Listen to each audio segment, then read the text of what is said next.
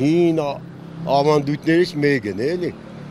Մեկ գործը անպայման 2-3 անգամ էներ։ Գյումրիի տեքստիլագործներ փողոցի բնակիչը զայրացած է։ Աչքի առաջ սուբվենցիոն ծրագրով նորոգված փողոցում 1 տարի առաջ հոսանքի մալուխ անցկացնելու համար փողոցի եզրային հատվածի զգալի մասը փորվել է։ Նոր ասֆալտապատված փողոցը շարքից հանվել։ Փորված փոսը փորձել են հարթեցնել, բայց չի ստացվել։ Սկզբից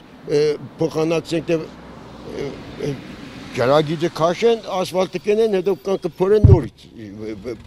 բան կենեն, ասֆալտ ենգե։ Հետո դիք նստված կուտա մի հատ կենեն։ Վանդելի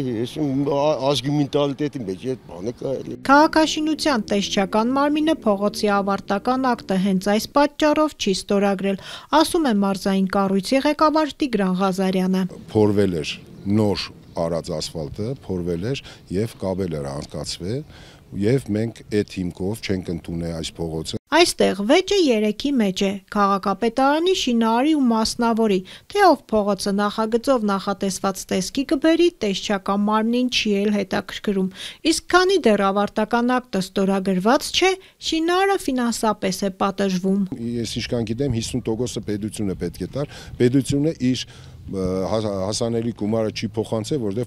փողոցը ավարտական ակտ չունի։ Սա միակ փողոցը չէ, որ ավարտական ակտ չունի։ Բեռնատարների մուտքը դեպի Գյումրի թեթևացնելու համար կառուցված 2.5 կիլոմետր երկարությամբ շրջանցիկ ճանապարհը ևս ավարտական ակտ չունի։ Այստեղ շինարարության ավարտից կարճ ժամանակ անց արդեն կարկատաններ էին։ Փողոցը արդեն 2 տարի է շահագործվում է, բայց առանց ավարտական ակտի։ Ղազարյանը թվարկում է ի հայտ եկած թերությունները ու պնդում, որ մինչև շինարարը փողոցը չհիմնանորոգի, ավարտական ակտը չի ստորագրվի։ Այնտեղ եղել են նստվածքներ, այնտեղ եղել են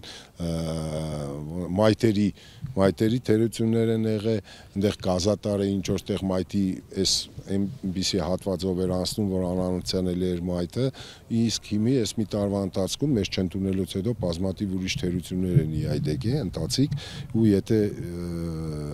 շինարարները կապալառուն ուզում են, որ այդ փողոցը ընդունվի, այդ փողոցը պետք է հիմնանորոգվի, բերվի նախագծային տեսքին, ինչ որ պահանջում է նախագիծը, նոր մենք այդ փողոցը կընդունենք։ Տեսչական մարմնի լծակները սահմանափակ են, վարչական վարույթ ու տուգանք 50,000-ից մինչև 300,000 դրամ։ Տեսչական մարմնի մարզային կառույցի ղեկավարը խոստովանում է, սա մի քանի 100 միլիոն դրամի մեջ գումար չէ, որ շինարարի գրպանին հարվածի։ Վարչական տուգանքը զգոնացնելու ինչ-որ միջոց է, մեր նպատակը չի, որ ինչ-որ բան գտնենք տուգանենք։ Շինարարների համար այդ 50,000 դրամը ոնց որ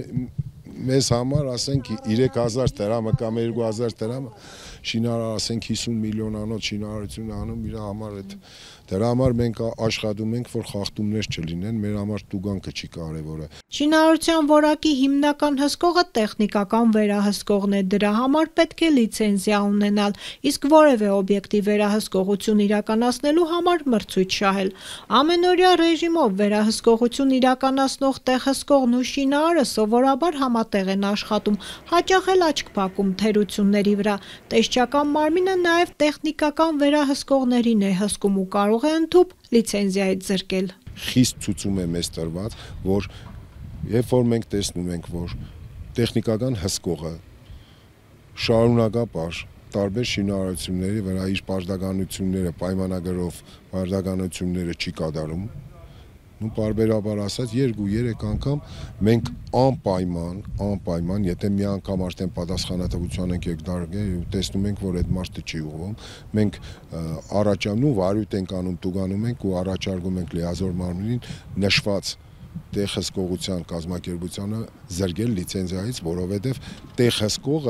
տեղհսկողը ոնց որ նախկինում է եղել, կցորդ է եղել շինարարներին, հիմա այդպիսի բան անթույլատրելի է։ Նույն լիցենզիայից զրկելու մեխանիզմը նաև շինարարի նկատմամբ կարող է կիրառվել, բայց շինարարը մի առավելություն ունի։ Թերությունները վերացնելու համար երաշխիքային 3 տարի ժամկետ է սահմանված, որը իր լավ ու վատ կողմն ունի։ Լավը թերևս այն է, որ շինարարն իր հաշվին է վերացնում թերությունները, իսկ վատն այն է, որ ճանապարհաշինության վրա պետական բյուջեից միլիարդներ են ծախսվում, բայց կարճ ժամանակ անց սկսվում են կարկատաններ հայտնվել ու գնալով շատանում են։